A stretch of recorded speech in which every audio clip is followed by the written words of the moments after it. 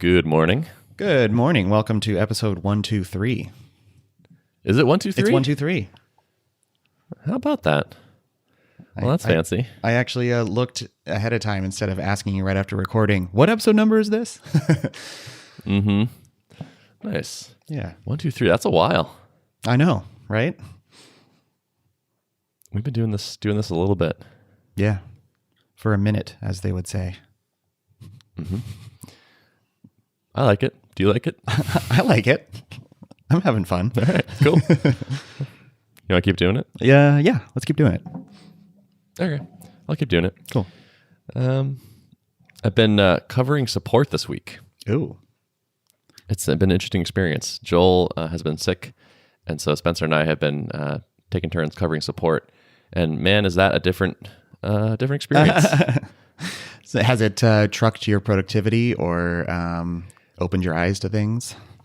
Yeah, it's a different kind of productivity. You know, it feels good to like jump on a thing really fast and help somebody and get it resolved. It satisfies the like, I want constant stimulation part of my brain. Mm-hmm. Yeah. Because there's just like this like list of like stuff coming in and I can go do a thing over here and then like, check, that thing's done. All right, what's next? And like, bloop, there's a new thing. Like, oh, cool. I'll do this and then I'll feel accomplished about that. So there's like, it's nice that there's like short bursts of productive work. It absolutely makes it harder to get more like bigger picture things done. It has not been good for that, of course. And also it's interesting to see the opportunities for reducing the support requests, because I've now done it enough that I can like see like, okay, this is pretty common. It'd be nice to have a self-serve option for this thing. Like a big one for us is people who want to change who the team owner is. It's a pretty common thing. Like, okay, trial goes well. They decide to sign up. They're like, oh, I should like make my boss, or like, can you have receipts go to the billing email for the company or whatever? And so we just don't have that right now. And I'm seeing opportunities to make future life easier. Yeah. No, that's good. I mean, support is one of the best ways to figure out where the pains are with your product, right? So totally. Yeah. Yeah, and I feel like I'm getting a better sense of like where people are struggling, and also like how things are going in the early days for people. Like seeing like, okay, we just signed up, we did a call. What does it look like? Or like what kind of support comes in after that? The existing customers tend to not send in that many support requests. It definitely seems to be stacked in like the first couple weeks, and then they figure it out. So do you feel like this is a good use of Joel's time to be doing support? I do. I think it's really great to have the founders doing support for like as long as that's reasonably feasible. I feel like putting a line between you and the customers is just eventually a requirement, but hopefully something that we could hold off on for a bit. Is he happy doing it? Like, is he able to get tasks done while context switching all the time? Or this is great because Joel listens to the podcast. I'm just picturing him listening to this and me interpreting his emotions. We should probably ask Joel, but I mean, since he's not here. Yeah. I believe he does like it, actually. Yeah, he seems to feel similarly about it, where it's like it's clearly productive work, and you can be useful to the company and to the customers, and it's kind of satisfying that way. So I think he does enjoy it. Mm-hmm. Yeah. Do you have a process? Because I know you're kind of you like to get processes nailed down for efficiency and such. But do you have a process for like him summarizing what he's learning from support and bringing it to like product roadmap discussions and stuff like that? No, I wouldn't say that's formalized in any way. We chat about things like that, but I actually think that's a thing we could do a better job of. Like that team owner promotion thing, or like changing the billing email. Like we've known that for a while. That's like any of us probably could have like said, yeah, that's the thing that we could build that would be useful. But it is, I would say, our process of like, okay, let's decide to like prioritize that thing now and like focus on that as a longer term project is not as good as it could be. It's really hard to work on the right things. Yeah. And in a smart order. Mm-hmm. We've had experiences of just like pouring a bunch of time into a thing and then being like, actually, maybe we shouldn't do this. Yeah. And it's like, damn, could we have like figured this out easier or faster, or like just change the priority of this? It's like really, I find it actually really challenging to know like what should happen when, how do we keep a list of the good ideas and like pull them off at the right time? And this thing is sort of, good, but not urgent. So when should we do it? Yep. Oh, that sentiment is so relevant to kind of where my headspace is at right now, where writing code or building product is the slowest way to figure out whether you're doing the right thing. Like, and that's a trap that a lot of times I fall into. And I know a lot of other kind of developer founders fall into this too, where it's like, you get kind of passionate about some idea you have. And a lot of times your inclination is to just like kind of head down that path and start working on it because you feel like you have a strong sense that this is going to be useful or important. But like, it's hard to actually know until if you take that route, you find out when you ship it, and then how much time have you invested into that thing, right? Versus kind of, I don't know, going through other channels to suss that stuff out that doesn't involve Totally. code. Shipping it is like almost the best case scenario. Like we've had a couple of things where we start off down this path and invest a bunch of time and then go, wow, this is actually way harder than we thought it would be. There's way more complexity here. This is like turning into like a nightmare. Maybe we should just back up and stop. And that's not fun for anybody, right? Like the customers see nothing come out and we're like, damn, we just wasted a bunch of time. And it's a serious challenge of this, I think. It feels like the hardest part to me. But, I think we'll get better at it. I can see the symptoms. It's like, okay, I don't want more of this to happen. Let's try some things to make less of that happen. Yeah. Do you feel like the shaping process and kind of like being deliberate about bringing ideas to the table, figuring out what you're going to build, and then sticking to that for a set period of time, do you think that helps alleviate some of that? I mean, we've only done it once and only kind of. So okay. Yeah. I don't think we've given that system a fair shake. Yeah. I do think it could help. It seems like that's partly what it's designed to address. Right. Particularly if you really invest the time in de-risking and like finding the rabbit holes of a thing. Yeah. I think that could certainly help, because that's been the problem, I would say, a couple times, is like we just didn't see the complexity that was coming until we were there. And it's like, ooh, how's this going to work in this case? And then that case. Oh, and then what about these guys? And then it's like, oh no, this exploded. But maybe if we had invested a lot of time up front, or more time, substantial time, we could have seen that coming. Or maybe you can't catch all of it, but if you say, look, we're spending 6 weeks on this, and so like we're going to have to come up with answers to this, and it might have to be a 80-20 kind of response here. Right.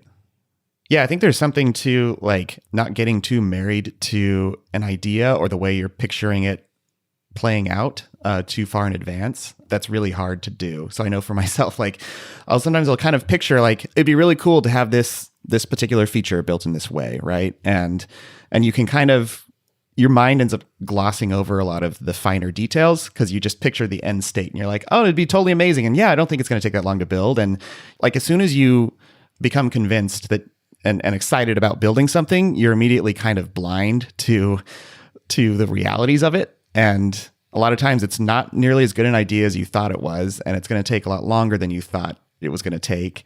And so I think something that I'm trying to cultivate in myself is like cultivating discipline so that I'm not just like diving too quickly into things, but actually like trying to actively refute my own assumptions and convince myself like, okay, I'm going to go into this assuming that this is actually not a good idea, and I need to be proven wrong that it is actually a good idea, and trying to flip it on its head, which is kind of hard to do. I mean, if you get outside of the posture of learning and get too committed to like, I think I know the answer to this and this is what I want to do, then you kind of become vulnerable to those blind spots, I think. Totally. Yeah, I've definitely been guilty of that. Like I'm imagining like this like great happy path. I'm like, ooh, if we had this, the happy path looks so good. And then it's like, well, what about people that have canceled or on a different team or solo people or guests, or how about this? And how does it interact with this? And how do we convert from this to that? And like, it's like, oh man, actually, that's a really good question. Yeah, those sound hard. Yeah. I don't know. Yeah. I do think a lot of the challenge is the existing stuff, though.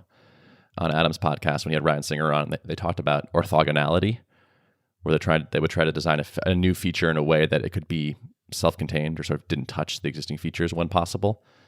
And that makes a lot of sense to me, because it's like it's often, I would say often this complexity is like, well, what about the existing stuff? That's what makes this hard. If we were starting from scratch and had nothing, this feature is easy to build, but it's the interaction with all the stuff that's already there and the expectations people might have that make it really complicated. Legacy, right? Legacy, yeah. And it just pushes me more down this path of like, try to have less in there. Like the less code is in there, the fewer things it does while still being useful, the better, because it makes the next thing easier to add. Yeah. That's where restraint is really important, right? If you let the roadmap creep, feature creep, all that stuff, I mean, it's not only does it overcomplicate like features that you're building, but it also creates a burden of maintenance and debt that, yeah, it's the interplay of things together. And a lot of times you kind of don't see that in the moment, but you definitely feel it 6 months to a year down the line, right? Yep, I would say that's where we are. We're starting to feel those things. I'd say the newer features are much harder than they used to be. It's tricky. I feel that this need to like keep going. Like it's like I feel like I want to be shipping big new things, pretty regularly. So we have the announcement and people get excited and they like it and the product took a big step forward. But each of these bigger features is now harder, and there's also more need for hidden features that are larger, like reliability stuff, like fix this bug or don't let it crash when this happens, or things like that, or like let someone promote someone to team owner, or send specify a billing email. Those aren't sexy. Like, these are just like yeah, they're not sexy. They're not a thing you would get excited about. Yeah. But they're good things and they're useful things. And maybe we don't need another like a big thing right now. People seem pretty happy, but I don't know, the product manager in me or like the marketer in me wants to have like another, like an event feature, like a worth mentioning kind of thing. Right. And if you let that influence your decision making too much, then that could bias you towards like, let's keep figuring out like big promotion worthy features we can build into this thing, when in reality maybe you don't actually need those features, or maybe it's causing complication down the line, right?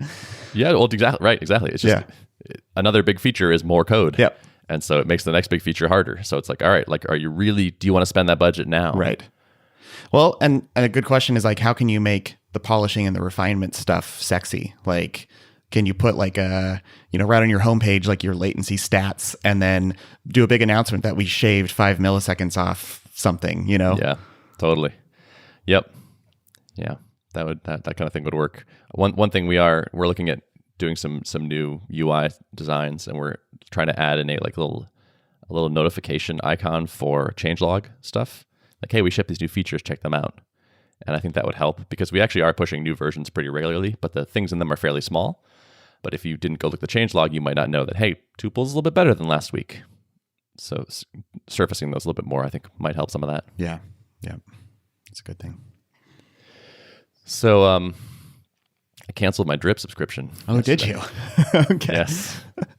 Completed your migration to, is it Customer.io? Yeah. Okay. Yeah, Customer.io. Nice. That's great software. Very happy with that. Yeah, they did a good job. But yeah, it was a little sad. I was like, wow, I think I've been a Drip customer a long time. The end of an era. End of an era. Yeah. How was the migration? The migration has been good. I took it as a chance to kind of mess around with how we're doing onboarding stuff. What should our campaigns be, and how should they go out? And they're more sophisticated now. They're more event driven. So it's like, okay, like we send very different things depending on what status your account is in.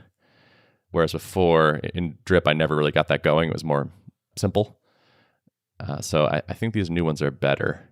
And I had to fiddle. I've tried a bunch of different variations of different things. Like, I'm running a lot of tests and like playing with stuff. And it's interesting how much time you can sink into stuff like this, where it's just like, what should the first email they get be, and like when, but like for the 5 different states your account might be in. Yeah. It's like, I mean, it's hard to get enough. This is hard. Enough like volume to really be able to truly split test like effectiveness of those things, right? So it's probably just a lot of gut feel. Yeah. Oh, for sure. And you know what? I want to test more things against the null hypothesis. Meaning, like, can you prove this onboarding campaign does anything? Or is it just there? I want to do like all right, send half the customers these emails and then send half of them nothing, and just see what the conversion rates are. And I went in Customer.io's like thing, and like they have like all these split testing options, but none of them are that. Oh, funny. So it's like, test this email against this email, test these sequence of emails against these sequence of emails, split people evenly, but then there's no way to check the conversion. It's just, you can't quite do what I want to do with it. It's kind of funny that this is the blind spot, because to me, this is the ultimate thing. It's like, does this help? Is this worth it? Could we just turn this off and have it be as good? Is to me the most interesting split test. Yeah, that is pretty interesting. I have this theory that a lot of stuff in the startup world would not survive this test. Mm-hmm. I think there's a lot of like best practices and ways people are doing it where it's like, if you tested this against doing nothing, are you sure it's better? Yeah. I think Because I have my doubts about a lot of things. Yeah, I think you're probably right. Could it be even better if you didn't do it? I mean, how do you even know that? Like, right. It's like, I mean, a bunch of people unsubscribe when you start sending them these automated emails. Like maybe if you annoyed them less, they would be, have more affinity towards your product. So I don't know. I haven't found a way to test quite what I want to test, but at least from a feel perspective, I finally found an email that I think is working well, like a timing and a way to do it, which is if you sign up and install the app, we don't send you anything right away. We give you some time to just like get going. And then if you do a call, we send a new email, which is from Joel with a picture of him smiling, being like, hey, I'm Joel, one of the co-founders. How was the first call? Do you have any bugs to report? And that has been doing super well. And I tried a bunch of different versions of that email, and this one so far has been the best. And like someone even responded, was like, great welcome email. Like people seem to dig it.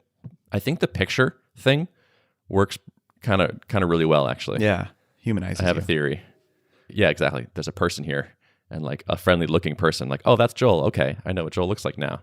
I think we're just like the monkey brain is like, oh, a friendly monkey. Yeah. Yeah, that makes sense. So I want to try more of that. I think I have a theory that does better than just text. Mm-hmm. Mm-hmm. And then what does your sequence after that email look like? Do you have like pre-spaced nudge emails or anything like that? Or barely. There's just one other one for the people that activate, which is like a few days later.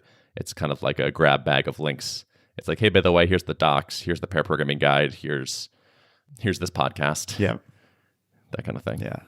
I'm so burned out on like you sign up for a new product and then you get like 5 emails from them in the first 24 hours of like, hey, here's our docs, welcome, da da da da, and it's like, yeah, I'm trying to pare it down. Yeah, we went pretty high for a while and people complained, and I moved it back, and I think I'm going even further now, which is to try to just be less annoying. Mm-hmm.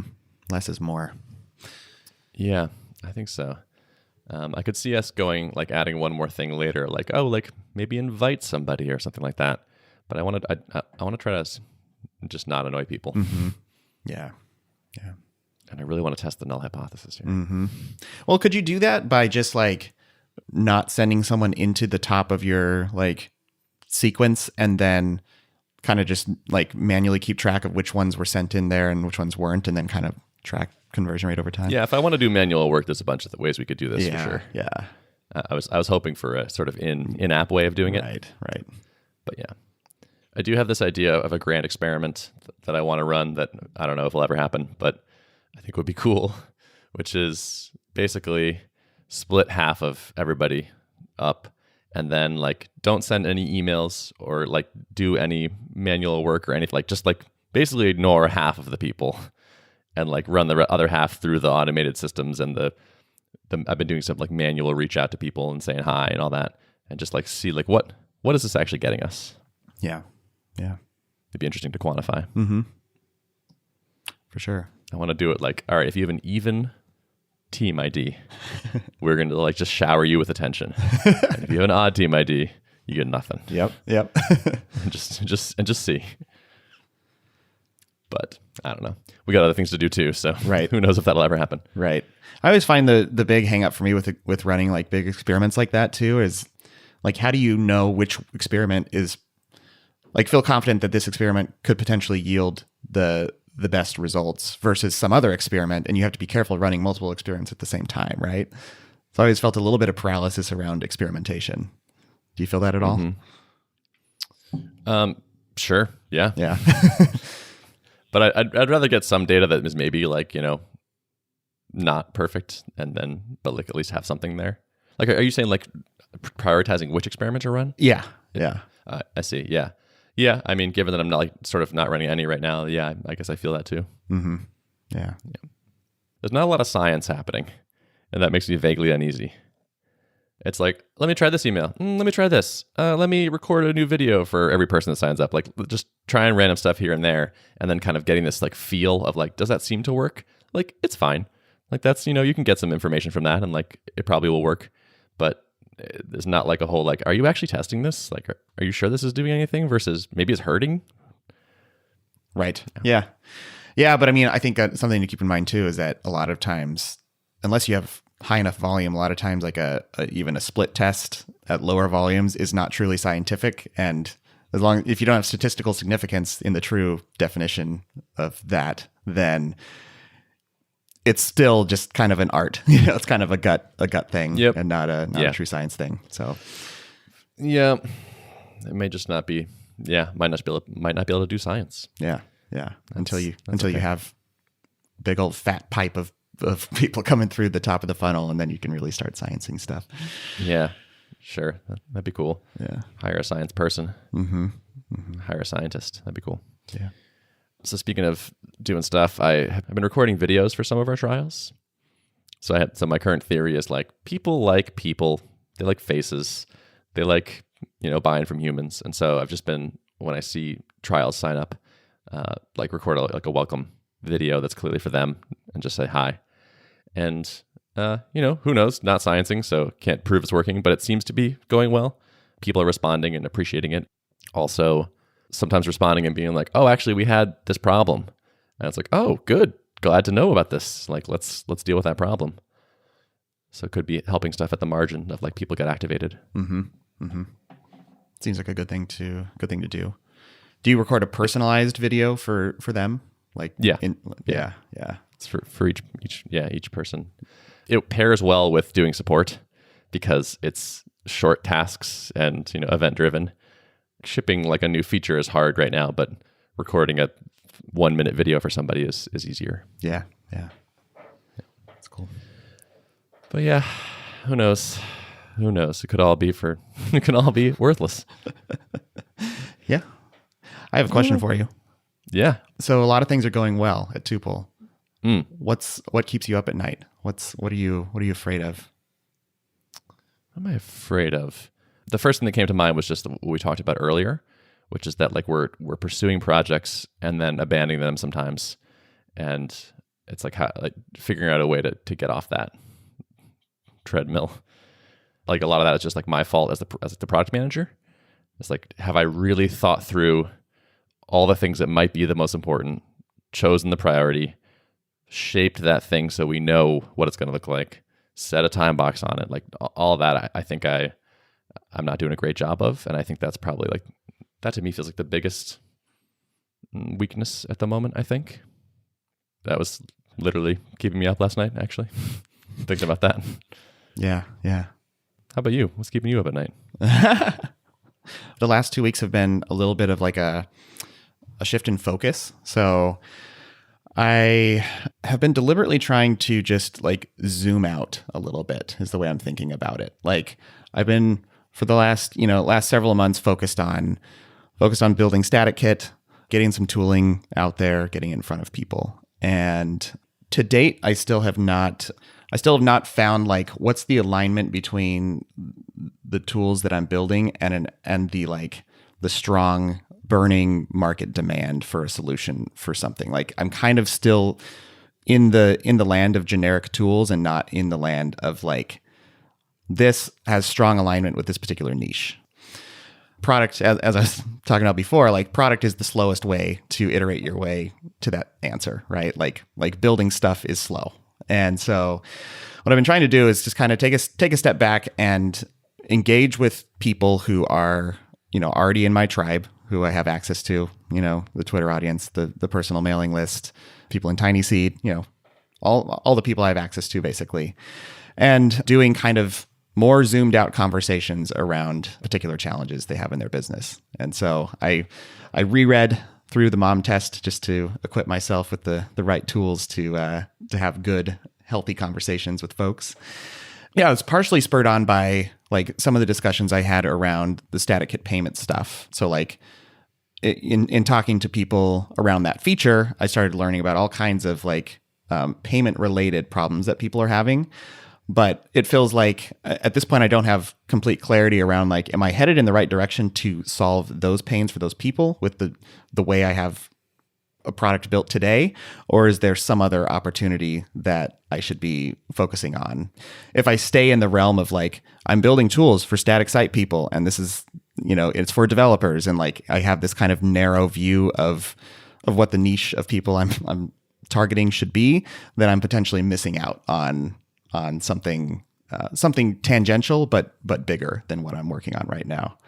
So yeah, I'm trying to put my learning hat back on and keep an open mind and fill my head with stories from people and problems they're experiencing, and letting those things marinate together and see what comes out of the other end. I like it. Yeah. So are you sort of in the search for big problems they're having?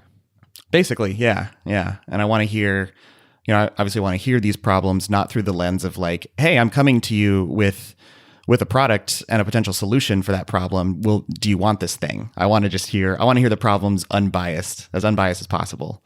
And so that's kind of my strategy with asking questions. And then we'll see if it lines up with anything I have today, or with things that I've thought about where I could reuse parts of what I have today and reshape it into some other solution. So yeah, it's kind of where I'm at. How do you feel? I feel pretty, like, it's really actually fun to have these conversations, and especially to feel like the true mom test process working, where it's like, I just kind of decided like I want to try to hone this skill and get really good at teasing information out of people without bias. And it's really refreshing to feel that process working, and to feel, people opening up and follow different paths of like, oh, so that's a problem for you. What did you try to do for that? And then drill down and get kind of these, like, tease out these interesting nuances of problems that people have, and then stepping back and trying to look for patterns. Like, it's actually a pretty fun process. Are you talking to mostly developers? It's been a mix of developers and like SaaS people, because those are really the two big buckets that are in my kind of audience already. So yeah, a couple different cohorts really. I was trying to think of problems I have, and like one thing that's top of mind is just like, people email me and they want their VAT number added to their invoice, and they want the last three, and they want it emailed to this thing. And it's like, I could build all this, but I don't really want to. It's like, there's like a little, like, Stripe invoice editor, store displayer thing, which is a small little niche thing that is maybe a good thing for one person. Or it could be like, I can't prove that my emails do things. Maybe I want a giant A/B testing onboarding automation machine or something. Yeah. No, that's a good question. It's like, what size of problem is wise for me to try to bite off? And like, what's one big takeaway from Level is that was a monster problem to bite off. Like that one, it's pretty clear. It's kind of, I look at this as like the balance of market risk versus product risk. And in the case of Level, like, I feel like there was not a whole lot of market risk, in the sense of like, if I could deliver on the promise of a Slack-like experience, but with a lot less distraction, people clearly wanted that. And I believe that people wanted that and were willing to willing to adopt that. But what I learned the hard way was that the actual product demands were much bigger than I was like willing to invest in. Like, people basically wanted 95% of Slack with 5% better. And, Slack is built by an engineering organization of 800 developers or something crazy like that. Like, for one person to be able to say like, yeah, I will get parity on all these things and then improve a little bit of it, was just not feasible. In that sense, I kind of got bitten by product risk. It's like, if you could deliver on this promise, but what people actually wanted in the product was far beyond out of scope for me, basically.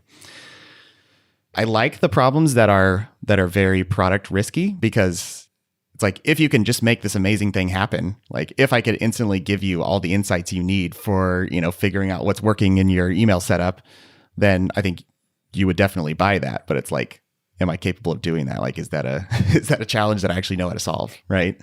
And then I feel like on the flip side, if it's like a relatively easy product, but there's a lot of market risk, like, can you find enough people who find it valuable enough and have a big enough pain where they're willing to actually exchange dollars for solving that pain? And can you get access to them and all that kind of stuff? So it's kind of like two different ways of looking at like, which path do you want to go down, right?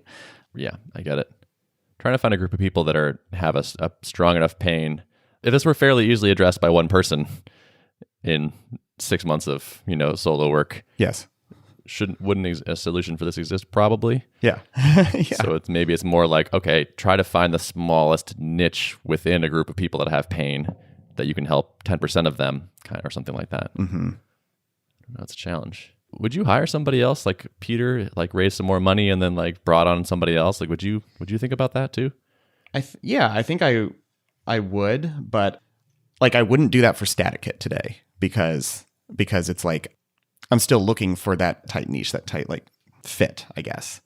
But if I felt like I landed on something that was like, okay, this is the potential of very strong product market fit, and I know how to access the people who want this thing. If we can just get the product built fast enough, I can start, harvesting that value. Like if I was in that situation, that'd be, completely different than where I'm at today. And I think it would make a lot more sense to risk some capital to move faster. Yeah, that makes sense. It's too bad you don't have a burning problem yourself, other than I want a business that's working. Well, I know I often think about this, that like we have it pretty good, us software people, and like software for software people is so crowded, right? It's true. It's true. Yeah, I mean, that was one thing that was going through my head as you were talking. Is like, I wonder about just like a totally adjacent, or like a non-related market. Like if you called every tradesperson in your town of like various stripes and just like, hey, like, what are you using to like make quotes or whatever? Like, I don't know, like some sort of boring application. Yeah. in an underserved niche. But then it's also like, I want to look at what I have today. What are my quote unquote unfair advantages that I can leverage, right? And I mean, I have like a little audience of people who know who I am, and like it would be nice to draft off of that a bit.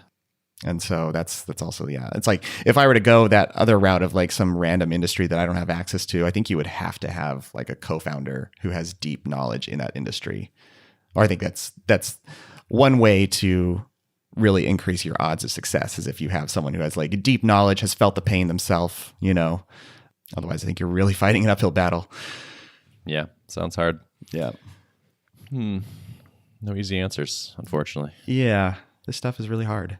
I'm shocked we didn't solve it in 10 minutes of talking. I know. This podcast isn't working. What's going on? Yeah. That is what the point of this podcast is, right? Yes. Solve all Derek's problems. Yeah. Yeah. You know what's annoying is I actually still have all my problems too. Mm-hmm. This isn't working for me either. Yeah. What the hell? 123 episodes and I still have problems. This is the worst therapy I've ever been to. At least it's free. Yeah. Mm-hmm. Wait a minute. Actually, it's not free. Oh man, this is feeling worse and worse. We're in a dark place. So yeah, but I think the only way I'm going to get closer to clarity on this is to stay zoomed out and keep learning from people. So yeah, I'll report back about that. But I'm enjoying myself. I'm trying not to like. There's a certain amount of creativity that needs to happen in this process. Where you're taking in all this information, stuff's marinating together, and it's the entrepreneur's job to spot a trend and figure out like how could a product slot in to solve this pain that people are expressing, but they're not necessarily expressing like what the solution they want for it is, right? I think in order for that creative process to happen, you have to let it happen, and you have to not get too stressed about it or to put too much pressure on yourself to like figure it out. You just have to work the steps. So that's what I'm trying to do. And stressing will probably hamper that creativity. Yeah, totally. Yeah. Which is inconvenient. Mm-hmm. Yeah. Okay. Well, good luck on your hunt. Thank you. On your safari. Yeah. Cool. All right. Shall we wrap it? Yeah, let's wrap it. Notes of the show. Notes of the show can be found at artofproductpodcast.com.